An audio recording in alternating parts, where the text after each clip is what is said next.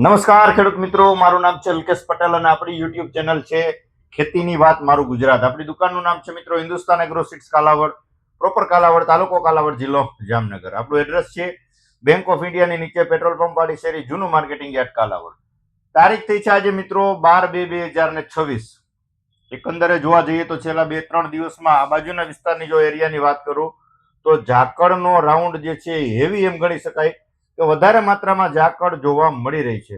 તો એના અત્યારે ભાગરૂપે આપણે આપણા પાકની અંદર ધાણા છે, જીરું છે, વટાણા છે, ચણા છે, આ પાકની અંદર શું માવજત કરશું એના વિશે સંપૂર્ણ માહિતી આપણે મેળવવાની છે વિડીયોની અંદર.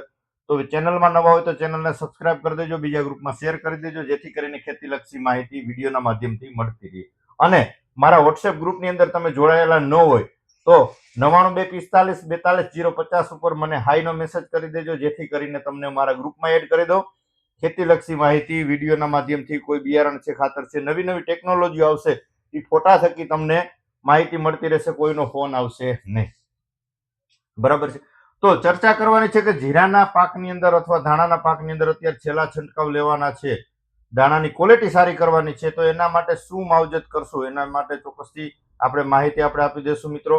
તો અત્યારે ખાસ કરીને સફેદ ચણાની જો પેલા વાત કરતો, સફેદ ચણા છે 3 નંબર છે કે 5 નંબર છે, આ પ્રકારના ચણામાં છેલ્લા રાઉન્ડ કરવા છે, પોપટાની દાણાની સાઈઝ સારી કરવી છે, ક્વોલિટી સારી કરવી છે, તો એના માટે આપણે ભલામણ કરીએ છીએ, આપણે અગાઉ પણ કરેલી છે. તો એફએમસી કંપનીનો આવે છે જીનાત્રા, બરાબર છે. ઝીંક આવી જાય છે આની અંદર 39.5%, બરાબર છે, જીનાત્રા, બરાબર. ઝીંક નો રોલ ચણાના પાકની અંદર ખૂબ સારો હોય છે. તો પંપે 25 થી લઈ અને 30 ml સુધી અત્યારે તમે ઝીંક આપી શકો છો. ચણાના પાકમાં ખાસ ચણામાં આપી શકો છો, ધાણામાં આપી શકો છો, વટાણાની અંદર પણ આપી શકો છો, જીરાની અંદર પણ 25 ml થી તમે જે છે આનો છંટકાવ કરી શકો છો. છેલ્લા ડોઝમાં તમે આપેલો હશે તો ચોક્કસ આનું પરિણામ તમને ચણાની અંદર, ખાસ ચણા અને વટાણાની અંદર ખૂબ સારું જોવા મળશે. પંપે 25 ml તમે દાણાની ક્વોલિટી સુધારવા માટે જીનાત્રા અવશ્ય આપી દેજો મિત્રો. પછી વાત કરી દઈએ દાણાની ક્વોલિટી સુધારવા માટેની વાત જો કરીએ તો એફએમસી નું આવે છે લેજન્ડ, બરાબર છે. 4 ગ્રામનો પંપે ડોઝ છે, 48 ગ્રામનો આની અંદર પાઉચ નીકળે છે. 12 પંપનો ડોઝ કરવાનો છે. 12 પંપનો ડોઝ એનો કરવાનો છે. સાથે જે સુમિટોમો કેમિકલનો આવે છે પ્રોજી બીજી 40% જીબ્રેલિક એસિડ, 1 પાઉચમાંથી 12 પંપ આના કરવાના છે અને 12 પંપ લેજન્ડ ના કરવાના છે. બંનેનો ડોઝ કરીને કોઈ પણ પાકની અંદર તમે આપશો તો દાણાની ક્વોલિટી એકદમ કમ્પ્લીટ આવશે. એ પણ આપી શકો છો, જીનાત્રા પણ આપી શકો છો. ત્યાર પછી આપણે ભલામણ કરીએ છીએ 00 50, જે પોટાશ આવે છે, આ રેગ્યુલર વસ્તુ છે, પણ શક્ય હોય ત્યાં સુધી આને એકદમ ઓગાળીને આપવાનું છે. અને અત્યારે તાપમાન વધી ગયું છે તો પ્રમાણ થોડું ઘટાડી દેવાનું છે, 80 ગ્રામ આપવાનું છે. નહીતર ઉપરનો જે જીરાના પાકમાં ખાસ અથવા ધાણાના પાકમાં ઉપરનો જે મોર હશે, જે દાણાનું બંધારણ થતું હશે, એ બળી જશે ને કાચું પાકું વળી ન જાય, એની ખાસ કાળજી રાખી અને પંપે 80 ગ્રામ જ આપજો. વીઘે 4 પંપ કરજો, પરિણામ તમને આનું પણ સારું જોવા મળશે મિત્રો. ત્યાર પછી આપણે આપી શકીએ છીએ કોસાવેટ WDG ફોર્મ્યુલેશનમાં 80%, પંપે 50 ગ્રામનો ડોઝ છે. જીરામાં કોઈ પણ પાકમાં આ પણ ચાલશે, પંપે 50 ગ્રામથી તમે આપી દેશો, દાણાની ક્વોલિટી આનાથી પણ ખૂબ સારી જોવા મળશે મિત્રો. ત્યાર પછી આપણે ભલામણ કરીએ છીએ તો ડોક્ટર પ્લાન્ટ પ્રોટેક્શન નો હોય છે સંગમ, પંપે 50 ml નાખજો, જગ્યા મૂકીને વાપરજો, ક્વોલિટી આની એકદમ કમ્પ્લીટ સુધરશે. પછી કોઈ પણ પાક હોય, વટાણા હોય, ધાણા હોય, જીરું હોય છે, લસણ હોય, ડુંગળી હોય છે, કોઈ પણ પાકની અંદર તમે આપ્યું છે તો આની કાયદેસર તમને કટ જોવા મળશે, કાયદેસર ક્વોલિટી અલગ જોવા મળશે. પંપે 25 ml થી ડોક્ટર પ્લાન્ટ પ્રોટેક્શન નું સંગમ આપી દેજો. તમારે 1 છંટકાવ છે, 2 છંટકાવ છે, 3 છંટકાવ પણ આના કરી શકો છો. મિક્સ માઇક્રોન્યુટ્રન આની અંદર બધા કન્ટેન્ટ આવી જાય છે, તો તમને આની છેલ્લે ખબર પડશે કે આની ક્વોલિટી કેવી થઈ છે, કોઈ પણ પાકની દાણાની સાઈઝ કેવી થાય છે, આનો અંદાજ તમને છેલ્લે લગાવી શકશો. એટલે પરિણામ આનું ખૂબ સારું છે. ચોક્કસથી તમે ડોક્ટર પ્લાન્ટ પ્રોટેક્શન નું સંગમ લઈ અને પંપે 50 ml તમે એનો પણ ઉપયોગ કરી શકો છો. હવે વાત થઈ ગયા દાણા ભરાવાની. હવે ખાસ અત્યારે ભલામણ કરીએ તો કે અત્યારે ચરમીનો એટેક બહુ જોવા મળી રહ્યો છે, રાતળ જે જોવા મળી રહ્યું છે. આપણો ઘેરો જે છે આજ કમ્પ્લીટ હોય 2 દિવસ પછી જોવા જાય જીરામાં તો આખો લાલ દેખાવા માંડ્યો છે. એ જે છે એના નિયંત્રણ માટે આપણે શું કાળજી રાખવી તો એની પણ તમને ભલામણ કરી દો મિત્રો. એની અંદર ભૂકી છારો આવે કે રાખોડી આવે, આ 2 વસ્તુ આવે છે. તો એની અંદર રાખોડી, ચરમી, આ 3 વસ્તુ આવે છે.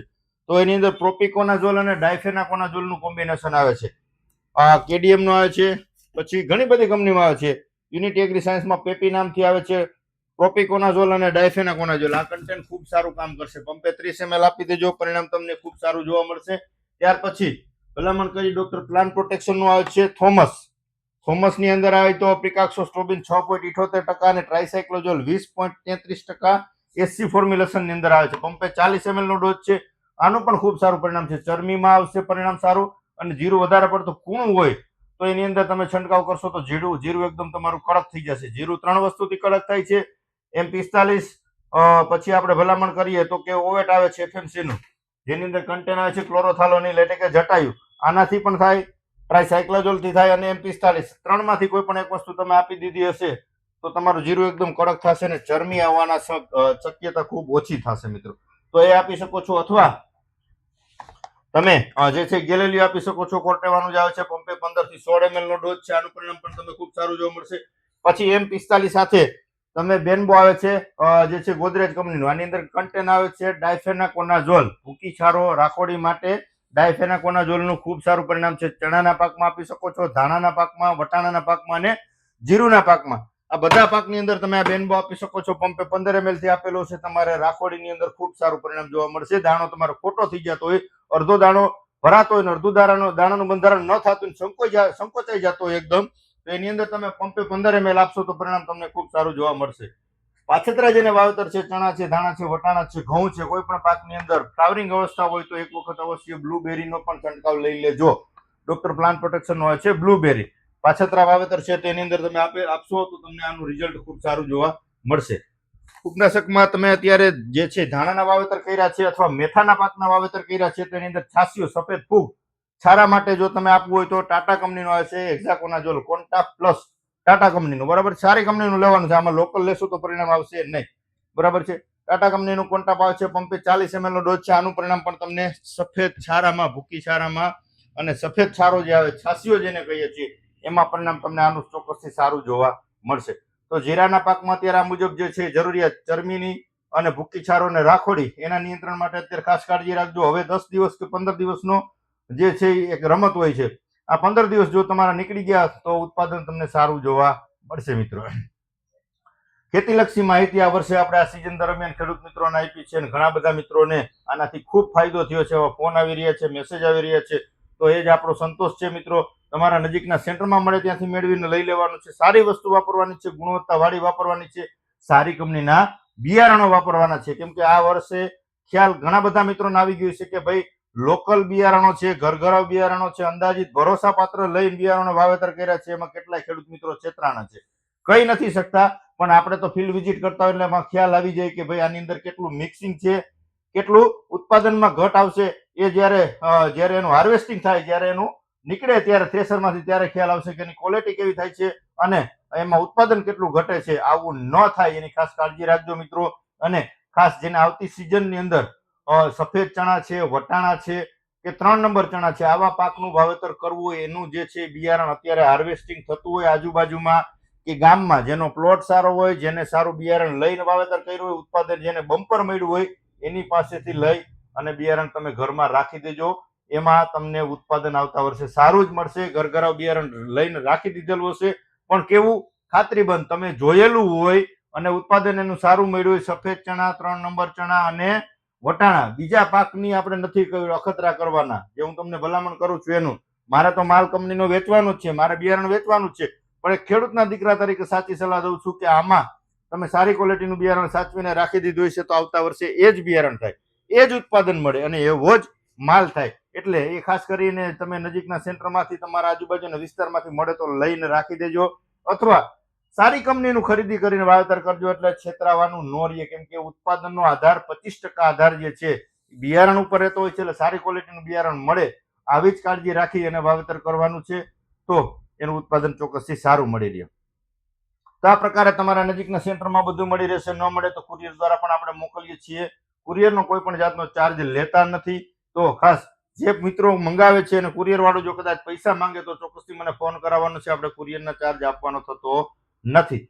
હવે ઉનાળુ જ્યારે સમય શરૂ થાય છે ત્યારે ખેતીની જમીનની શું કાળજી રાખવી, જમીનની શું માવજત કરવી અને આવતા વર્ષે આપણે એનો શું ફાયદો મેળવી શકાય, એના વિશે આપણે એક અલગથી વિડીયો બનાવવાના છીએ. તો ચોક્કસથી આપણી ચેનલમાં જોડાઈ જાજો અને બીજા ગ્રુપમાં શેર કરજો, જેથી કરીને આવી અવનવી ખેતીલક્ષી માહિતી ખેડૂત મિત્રોને વિડીયોના માધ્યમથી મળતી રહે મિત્રો. તો ચોક્કસથી બસ આજે આટલું જ. રજા આપશો મને. જય જવાન જય કિસાન.